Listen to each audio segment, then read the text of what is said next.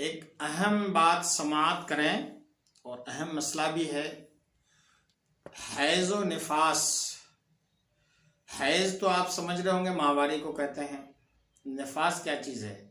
یہ نفاس ہے، نفاس اس خون کو کہتے ہیں جو بچہ پیدا ہونے کے بعد اسلامی بہنوں کے پیشاب کے مقام سے نکلتا ہے، اس کو نفاس کہتے ہیں۔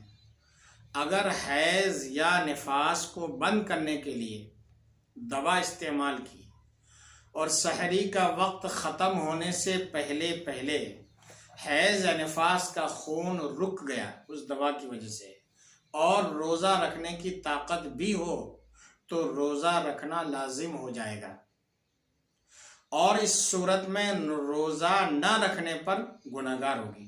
جب خون روکنے کے لیے دوا لے لی، خون رک گیا، اب اس پر روزہ رکھنا ضروری ہے، نہیں رکھے گی تو گناہگار ہوگی۔